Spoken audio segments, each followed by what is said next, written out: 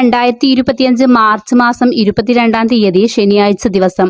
നാളെയും തുടർന്നും നിങ്ങൾ അറിഞ്ഞിരിക്കേണ്ട പ്രധാന വാർത്താ അപ്ഡേറ്റുകളാണ് ഇന്നത്തെ ഡെയിലി അപ്ഡേറ്റ്സിൽ ഉൾപ്പെടുത്തിയിരിക്കുന്നത്. വാർത്തയിലേക്ക് കടക്കുന്നതിന് മുമ്പ് വീഡിയോ ഒന്ന് ലൈക്ക് ചെയ്ത് കാണാൻ ശ്രമിക്കുക. സുഹൃത്തുക്കളിലേക്കും മറ്റുമൊന്ന് ഷെയർ ചെയ്യാനും ശ്രമിക്കുക. ഒന്നാമത്തെ അറിയിപ്പ് റേഷൻ കാർഡ് ഉടമകൾ അറിഞ്ഞിരിക്കേണ്ട കാര്യമാണ്. ഇനി സംസ്ഥാനത്ത് മാർച്ച് മാസത്തിൽ വെറും 7 ദിവസം കൂടി മാത്രമാണ് വിതരണമുള്ളത്. മാർച്ച് 31-ന് മുമ്പ് ഗോഡൌണുകളിലെ സമ്പുഷ്ടീകരിക്കാത്ത പച്ചരി മുഴുവൻ കൊടുത്തു തീർക്കണമെന്ന് ഭക്ഷ്യപൊതുവിതരണ വകുപ്പിന്റെ നിർദ്ദേശമുള്ളതിനാൽ ഈ മാസം പലർക്കും ലഭിക്കുന്ന റേഷൻ അരിയിൽ പച്ചരിയുടെ വിഹിതം മുൻമാസങ്ങളിനേക്കാൾ കൂടുതലാണ്.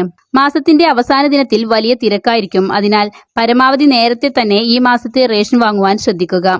വ്യാപാരികളുടെ വേതന പരിഷ്കരണവുമായി ബന്ധപ്പെട്ട 3-അംഗ സമിതി സമർപ്പിച്ച റിപ്പോർട്ടിൽ നീലക്കാർഡ് ഉടമകൾക്ക് നൽകുന്ന അരിയുടെ വില കിലോക്ക് 4 രൂപയിൽ നിന്ന് 6 രൂപയിലേക്ക് ഉയർത്താനും വെള്ളക്കാർഡ് ഉടമകൾക്കുള്ള അരിയുടെ വിലയായി വ്യാപാരികൾ അടക്കുന്ന 10 രൂപ 90 പൈസയിൽ അധികമായി അടക്കുന്ന 60 പൈസ വ്യാപാരികളുടെ ക്ഷേമപ്രവർത്തനത്തിന് പ്രയോജനപ്പെടുത്താനും ശുപാർശ ചെയ്തിരുന്നു. എന്നാൽ വകുപ്പിന്റെ ഉന്നതതല യോഗത്തിൽ അതിനേക്കാൾ നല്ലത് സെസ് പിരിക്കുകയാണെന്നാണ് അഭിപ്രായം.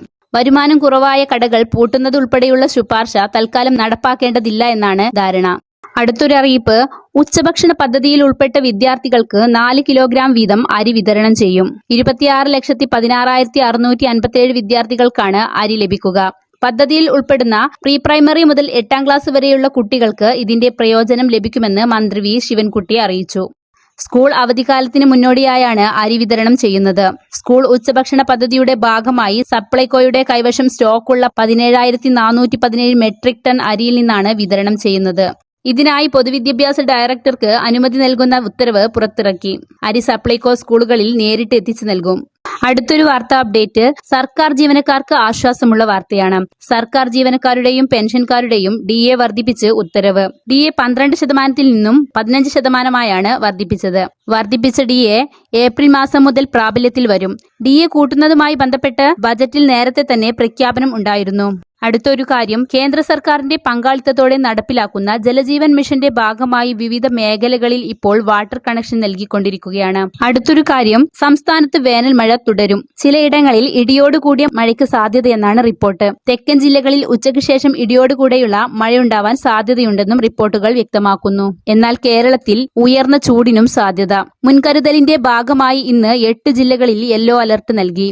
കൊല്ലം, പത്തനംതിട്ട, കോട്ടയം, തൃശൂർ, പാലക്കാട്, കോഴിക്കോട്, കണ്ണൂർ, കാസർഗോഡ് ജില്ലകളിലാണ് മുന്നറിയിപ്പ്. ഉയർന്ന താപനിലയും ഈർപ്പമുള്ള വായുവും കാരണം അസ്വസ്ഥതയുള്ള കാലാവസ്ഥയ്ക്ക് സാധ്യതയുണ്ട്.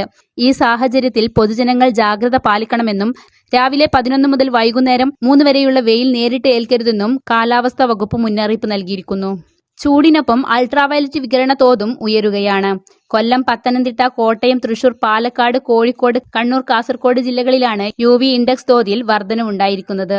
വാർത്തകൾ പൂർണ്ണമായും കേട്ടതിന് നന്ദി.